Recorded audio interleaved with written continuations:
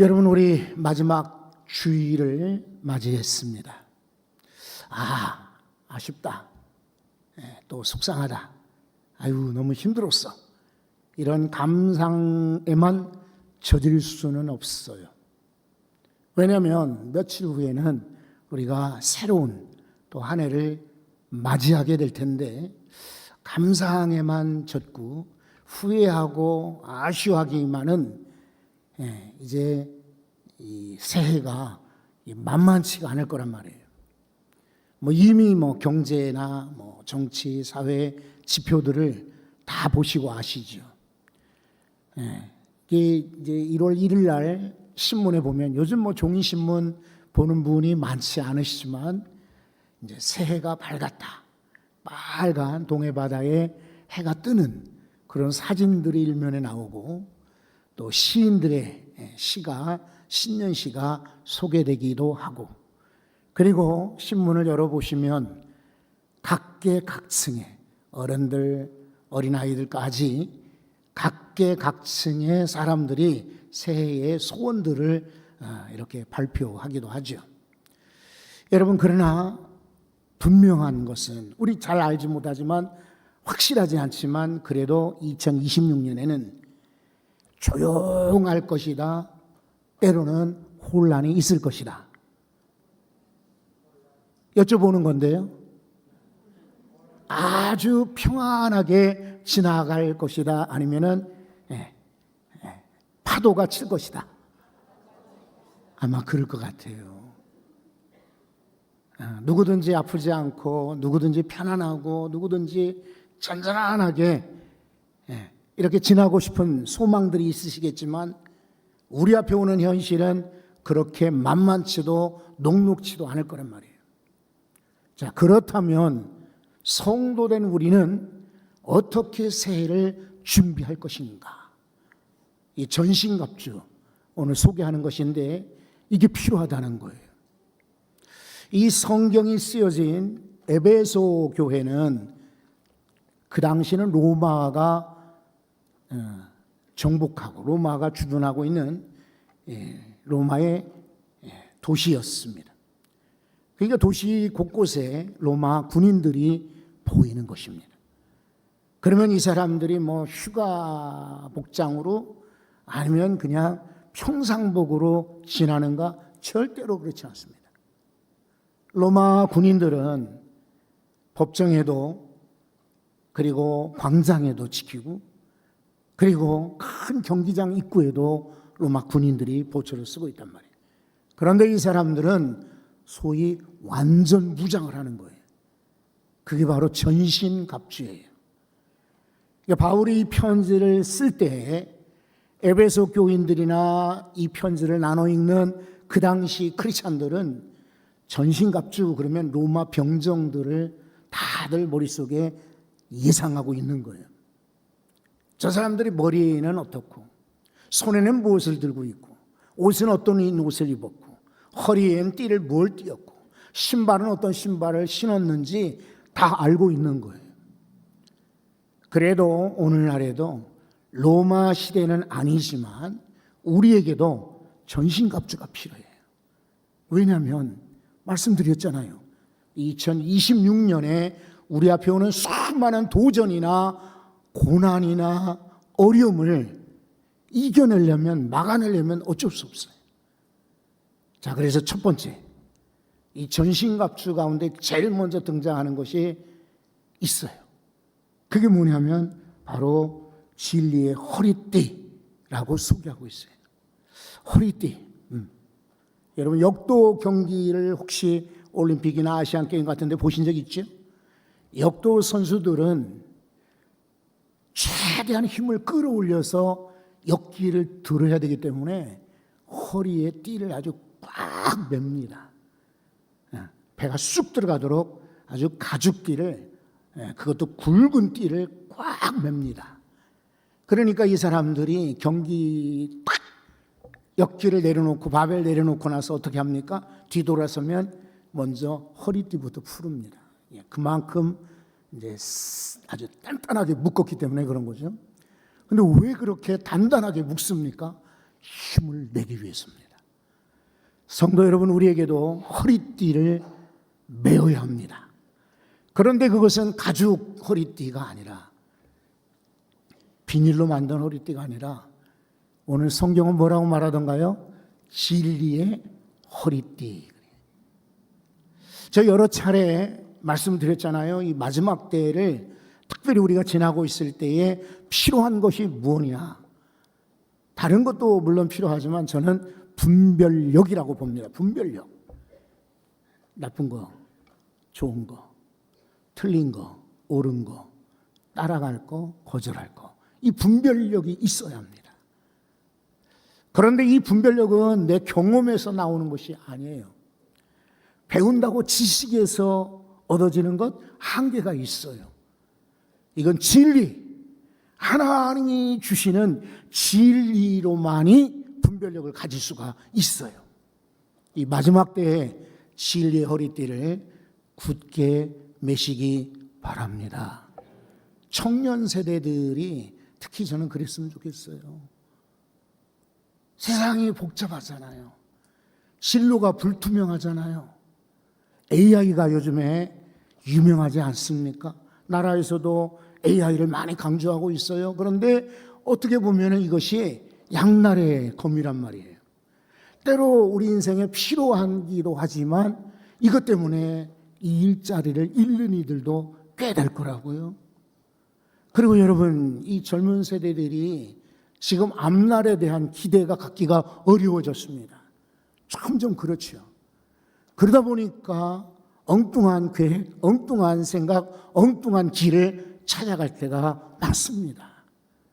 특별히 진리로 우리 젊은 세대들이 무장을 했어. 이 어려운 때를 잘 이겨나갈 수 있기를 소망합니다. 여러분, 요한복음 8장에 보면 예수님이 말씀하셨잖아요. 너희가 진리를 알지니. 무엇을 안다고요? 진리를 알지니. 진리가 너희를 자유롭게 하리라. 너희가 진리를 알지니 진리가 너희를 자유롭게 하리라. 얼마나 많은 이들이 얽혀있고 갇혀있고 힘들게 묶여있는지 모릅니다. 바로 이 진리가 우리를 자유롭게 한다 그랬어요. 여러분, 저는 이 허리띠를 생각할 때 때로는 신발끈이 생각나기도 합니다. 보통 사람들이야 신발끈이 풀어져도 그냥 걸을 수 있겠지만 운동선수들을 보십시오. 가끔 야구 경기를 제가 시청한다 보면은 야구 선수들이 심판을 향하여 신호를 보내고 잠깐 그 다음에 신발끈을 묶습니다. 뒤로 돌아서서. 왜 그렇습니까? 신발끈이 풀린 채로 달릴 수가 없거든요. 그러니까 묶는 것입니다. 성도 여러분들이 새해를 달려가기 위해서도 진리의 허리띠를 꽉 채우시기 바랍니다. 두 번째는 의의 호심경입니다. 호심경. 이거는 방탄복과 같은 것입니다. 갑옷이라고 할 수 있겠죠, 우리말로. 왜 이 호심경이라는 말을 번역을 하지 않고 이대로 놔뒀는지 사실은 조금 이해는 되지는 않아요. 하지만 쉬운 말로 말하면 방탄조끼와 같은 것입니다. 군인들이나 경찰관들이 이제 총기를 이용해서 뭐 살인범을 쫓는다, 테러범을 쫓는다 이럴 때에 방탄조끼를 입잖아요. 그래야만 심장을 보호할 수가 있어요. 호심경 할 때 그 심 가운데가 심장 할 때 심이에요. 마음심. 그래서 앞으로 뒤로 오는 공격을 막아낼 수가 있어요. 이 배에 사실은 가슴에 장기들이 다 중요한 장기들이 들어있잖아요. 폐가 찔리면 큰일 나죠. 간이 찔려도 쉽지 않죠. 그러니까 이 호심경을 막는 것입니다. 그런데 그 호심경 갑옷은 가죽으로 만들었거나 쇠조각으로 만든 게 아니라 오늘 성경에 보시면 뭐라고 하던가요? 의의 호심경이라고 말하고 있습니다. 그런데 이 의라고 하는 것은 내가 어디서 구매하는 거 아니에요. 어디에서 배우는 게 아닙니다. 이것은 돈 주고 사는 것이 아니라 하나님이 우리에게 입혀주시는 것입니다. 고린도후서 5장을 보시면 21절에 그랬어요. 자세히 한번 들여다보세요. 하나님이 죄를 알지도 못하는 이를 우리를 대신하여 죄로 삼으신 것은 우리로 하여금 그 안에서 하나님의 의가 되게 하려 하심이라. 죄를 알지 못하는 이가 누굽니까? 예수 그리스도이십니다. 그런데 죄를 짓지도 않은 그분을 죄인 삼으신 거예요. 죄로 판정받게 하셨던 거예요. 우리를 대신하여. 그 덕분에 우리는 하나님 안에서 의를 얻게 된 것입니다. 다시 말해서 예수님이 우리 대신 죄를 지셨기 때문에 우리는 의를 입게 되는 것입니다. 내 공로가 아닌 거죠. 그 호심경으로 마음을 지키고 우리 인생의 몸의 중심을 지키라고 오늘 성경이 일부러 호심경을 말씀하시는 거예요. 진리의 허리띠, 의의 호심경. 세 번째는 평안의 신입니다. 신. 제 친구 가운데 맨발 걷기 하는 친구가 있거든요. 이 사람은 엊그제도 그렇게 추운데 산에 오라간 거예요. 산에. 맨발 걷기의 달인이란 말이에요. 그러니까 일부러 막 얼음 있고 눈 덮인 곳도 걷는다고 해요. 거짓말이 아니라 사진을 찍어 보내는 거예요. 이 추운 날. 그래서 따라서 맨발 걷기를 몇 번 해봤는데 여러분 맨발로 운동장을 걷기도 아파요. 혹시나 유리 조각이나 쇠 조각이 있거나 그렇죠? 이런 데 걷는 거 쉬울까요? 어려울까요? 어려워요. 그런데 참 감사하게도 우리에게는 무엇이 있습니까? 신발이 있어요. 그래서 신을 신기 때문에 우리가 어디든지 거친 들판에도 산에도 올라갈 수가 있는 거예요. 그런데 여러분 이 신발 말고 평안의 복음이 준비한 신이라고 그랬어요. 하나님이 우리를 위하여 준비해 주신 이 평안의 신이 있어요. 그래서 우리는 복잡하고 힘들고 그리고 때로는 내 마음도 혼란하고 염려거리가 많지만 평안할 수가 있는 것입니다. 평안의 신, 다 신으시기 바랍니다. 여러분 지금 한번 여러분 신고 있는 신발을 바라보세요. 여기에 평안 써 있나요? 예. 왜냐하면 내가 신은 신발이야 다 메이커가 있겠지만 하나님이 우리 신발 위에 더 신으로 평안의 신을 신겨 주셨습니다. 이사야서의 말씀을 한번 볼게요. 46장 4절에 보면 너희가 노년에 이르기까지 내가 그리하겠고 백발이 되기까지 그 다음 보세요. 읽어보십시오. 내가 너희를 품을 것이라. 내가 지었은즉 내가 업을 것이요 내가 품고 구하여 내리라. 아멘. 여러분 우리가 언제 사람을 업어본 적이 있습니까? 자식들 키울 때요? 아니면 더 성인이 되어서 잠깐 여러분 업으신 적 있나요? 가끔 뉴스에 보면 화재가 일어납니다. 그래서 엊그제도 70대 노인분이 화재에 나오지 못하고 돌아가셨다. 안타까운 뉴스가 나오잖아요. 그런데 화재 현장에 소방관들이 들어가서 정말 감사하게 용감하게 그곳에 있는 분을 업고 말이죠. 구원해내었다. 이런 뉴스를 또한 우리가 보게 됩니다. 감동되죠. 그리고 감사하게 되죠. 여러분 그러나 100% 화재에서 구출할 수 있을까요? 못합니다. 더 이상 사람이 들어갈 수 없는 위험한 곳도 있기 마련이거든요. 그런데 오늘 성경은 말하기를 너희가 백발이 되기까지 내가 너희를 업었고 너희를 뭐라고 하십니까? 업었다고. 그래서 너희를 건져내리라 약속하셨어요. 주님만이, 하나님만이 하실 수 있는 약속입니다. 여러분 마음속에 평안을 가지시고 이 평안의 신을 신고 2026년의 새해는 믿음으로 걸어갈 수 있기를 바랍니다. 여러분 예수님께서 말씀하셨잖아요. 요한복음 14장 27절에 평안을 너희에게 끼치노니 곧 나의 평안을 너희에게 주노라. 내가 너희에게 주는 평안은 세상이 주는 것과 같지 아니하니라. 너는 마음에 뭐라고 하시죠? 근심하지도 말고 두려워하지도 말라. 주님 주시는 평안의 신을 신고 근심도 두려움도 물리치고 믿음으로 걸어갈 수 있기를 바랍니다. 네 번째는 방패입니다. 그런데 이거 가죽 방패나 새로 만든 나무로 만든 방패가 아니라 무슨 방패라고 하십니까? 믿음의 방패 그럽니다. 성경 사전에 보니까 로마 시대의 군병들이요, 위로 높이가 130 정도, 폭은 75cm 정도 되는 이렇게 직사각형이나 약간 깎인 원형의 방패들을 들고 있었다고 해요. 왜냐하면 그 다음 구절에도 소개하지만 저 멀리서 적들이 불로 화살을 불 붙여서 쏘거든요. 그런데 맨몸으로는 불이 붙어요.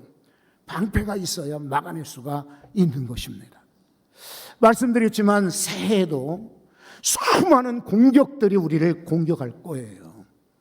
마음이 아픈 것은 전혀 모르는 외부가 아니라 내부의 공격입니다. 우리 식구, 우리 동료, 우리 친구, 우리 성도, 심지어는 가족 가운데도 공격, 화살을 쏠 때가 있어요. 여러분 이럴 때 막아낼 수 있는 비결이 뭡니까? 방패예요. 무슨 방패라고 했죠? 믿음의 방패예요. 믿음은 여러분 형용사건 수식어가 아닙니다. 믿음이라고 하는 건 기도할 때 그냥 쓰는 말이 아니에요. 믿음은 살아있는 동사입니다. 명사하고 동사 다르죠. 명사는 그냥 멈춰 있는 거예요. 그대로 사물이 명사예요. 동사는 움직이기 때문에 동사인 거예요. 분명히 방패야말로 믿음은 명사처럼 혹시 세워놓고 그냥 십자가 걸어놓고 그리고 표식을 하는 그렇게 사는 사람이 있어요. 아니에요. 믿음은 형용사도 아니고 이건 문법하고 다르지만 동사입니다. 활용하셔야 됩니다. 쓰셔야 합니다. 믿음으로 움직이실 수 있기를 바랍니다. 내 힘으로나 내 걸음으로 움직이는 것은 한계가 있어요. 금방 지쳐요. 포기하고 싶어져요. 그리고 실제로 중단할 때가 많아요. 그러나 믿음으로만 달려가면 훨씬 더 수월합니다. 훨씬 더 빠릅니다. 훨씬 더 멀리 갈 수가 있는 것입니다.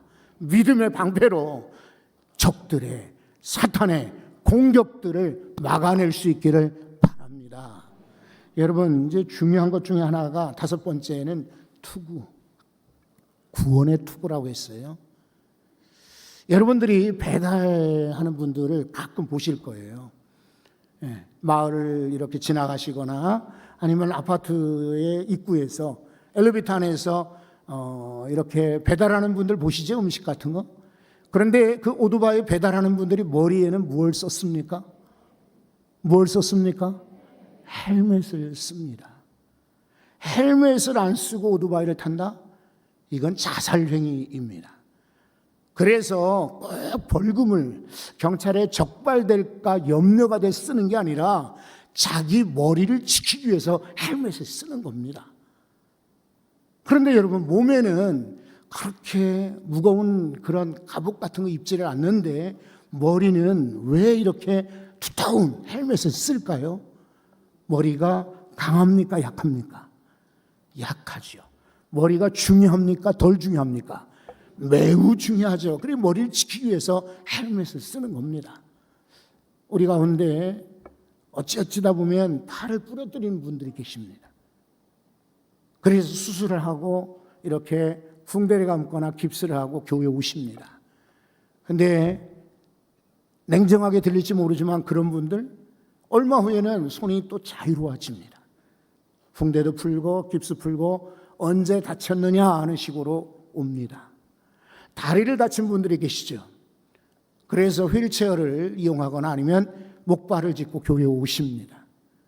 이것도 역시 좀 냉정하게 들릴지 모르지만은 언젠가는 회복이 됩니까? 안 됩니까?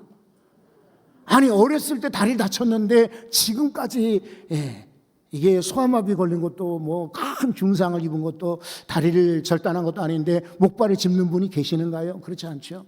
몇 달이면 회복이 됩니다. 여러분 안심하십시오. 암 환자들 있죠. 암 환자. 암 환자들도 당대는 무지 고생을 하지요. 그런데 거의 삽니다. 살아요. 우리 교회에 얼마나 암 환자 많고, 우리 교회뿐이겠어요? 사회에 암 환자들이 많지요. 그렇지만 암으로 돌아가신 분 여기 여러분들이 아시지만은 몇 분 안 됩니다.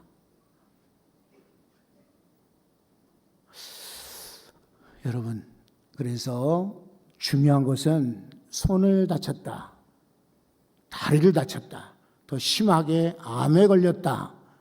당시에는 엄청나게 아주 괴롭게 힘들게 여기지만 그보다 더 어려운 병이 있습니다.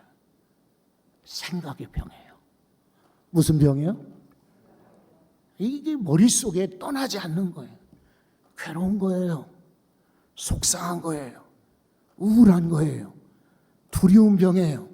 불안한 거예요. 이건 정말 평생 고치려고 그렇게 했어도 잘 고쳐지지 않는 게 머리의 병이에요. 흔히 우리는 마음의 병 그래가지고 이제 가슴을 이렇게 손을 대지요. 근데 실은 이 머리의 병입니다. 이 머릿속으로 생각하다 보니까 심장하고 연결이 돼서 심장이 아픈 거예요. 그러니까 마음의 병 그러면 보통 가슴을 가르치는데 대부분 마음의 병도 실은 머리로부터 시작이 되는 거예요. 그런데 여러분, 이 사탄이 우리의 생각을 공격한단 말이에요. 웬만하면 안 넘어지니까, 웬만하면 살아나니까 다리를 부러뜨렸다, 팔을 부러뜨렸다, 심지어 암에 걸리게 했다가 해도 굴복하지 않으니까 어떻게 합니까? 특히나 직분을 가졌거나 믿음을 가졌거나 헌신하는 이들에게 마음의 병을 자꾸만 두렵게, 고민되게, 걱정스럽게 만드는 거예요. 그래서 지켜야 돼요. 뭘 써야 된다? 구원의 투구를 쓰는 거예요. 말씀드렸지 않습니까? 이 구원은 죽은 다음에 천국 가는 것만이 구원이 아니에요. 오늘 이 땅에서 당당하게 살고 구렁텅이 어둠 가운데 절망 가운데 사는 것이 아니라 거기서 나오는 것, 이게 구원인 거예요. 구원이 양면성이 있어요. 죽은 다음에 영생하는 것만 구원이다.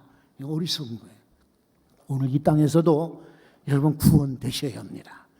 막 빚 때문에 고민하죠.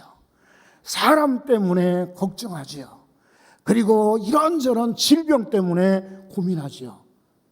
이런 데서 하나님이 건지신다. 하나님이 건지신다. 보호하실 것이다. 이런 구원의 투구를 쓰시기 바랍니다. 여섯 번째는 검. 성령의 검이라고 소개하고 있어요. 성령의 검. 17절에 보면 성령의 검, 곧 뭐라고 하십니까?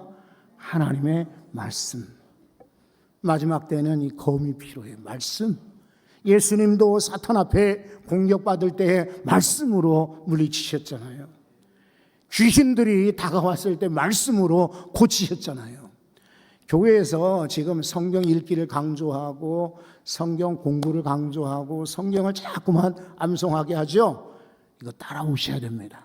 따라오셔야 합니다. 우리 가정에서 가정예배를 결혼하고 40년 동안 별별 것을 가지고 결혼하기 전에도 가정예배라고 저 혼자 개인 시간을 가졌는데 수많은 도구로 가정예배를 드려봤거든요. 그런데 1년, 2년 지나면은 시들시들해지고 포기할 때가 많았어요. 그런데 이 말씀을 가지고 가정예배 드리는데 6년째 드리고 있어요. 안 쉬고. 말씀 읽고 기도하는 거예요. 최소한. 뭐 설교할 것도 없어요. 그냥 그날의 말씀이 어쩌면 쏙쏙. 보세요. 오늘도 너희가 믿음으로 행할 것이요 보이는 것을 행하지 말지니라. 그렇잖아요. 이 말씀 한번 읽고 기도하는 것. 이게 쭉 우리 가정을 지키고 세우는 중요한 도구란 말이에요. 여행 갔을 때도 사진 찍어서 이 말씀 가지고 기도하고 아침을 시작하는 거예요. 마지막 때 여러분에게 다른 것이 아니라 통장이나 카드가 아닙니다. 주변에 도움을 요청하시는 명함이 아닙니다. 말씀의 검이 여러분을 살립니다. 히브리서 4장 12절에 하나님 말씀은 살아있고 활력이 있어 좌우의 날선 어떤 검보다 예리하다. 요한계시록 19장 15절에 그의 입에서 예리한 것이 나오니 그것으로 만국을 치겠고, 빌립보서 4장 13절 내게 능력 주시는 자 안에서 나는 모든 것을 할 수 있느니라. 여러분, 제가 서두에 말씀드렸어요. 저 절대로 부정적인 사람 저 아니에요. 그리고 언제나 할 수만 있으면 잘 될 거예요. 괜찮아. 그리고 지금보다 더 나아져. 어디 가나 외치는 그게 저예요. 그럼에도 불구하고 2026년 여러분 만만치 않을 겁니다. 어려울 거예요. 그래서 우리는 오늘 말씀에 의지하여 선포하셔야 합니다. 여러분 선포가 얼마나 중요한지 아시죠? 선포. 예배 시간에 우리 사회 보시는 장로님들께 부탁을 드려요. 종을 칠 때 좀 세게 치시기 바래요. 왜냐하면 단순히 이거 예배 시작을 알리는 종이 아니에요.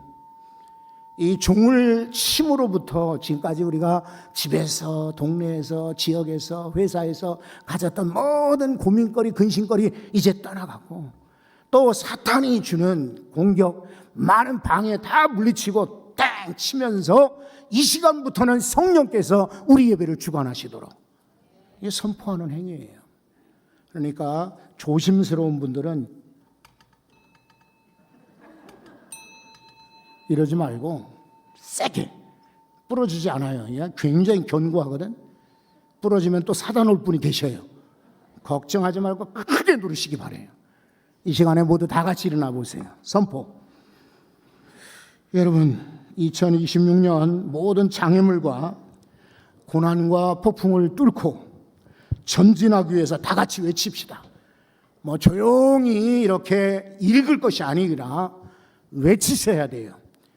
여러분이 외칠 때, 선포할 때 사탄은 무서워 떠나가고 하나님께서는 우리 편이 되셔서 도우실 줄 믿습니다. 제가 하나 할 때 여러분들이 선포를 하십시오. 하나. 새해 우리는 믿음의 방패를 들어 세상의 모든 염려와 두려움의 불화살을 소멸한다. 둘. 새해 우리는 구원의 투구를 써서 부정적인 생각을 몰아내고 오직 하늘의 소망으로 머리를 채운다. 셋.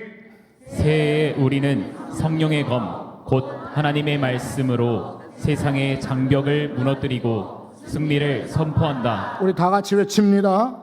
마귀의 관계를 능히 대적하고 모든 일을 행한 후에 주 앞에 온전히 서기 위하여 우리는 오늘 하나님의 전신갑주를 입노라. 아멘. 아멘. 아멘.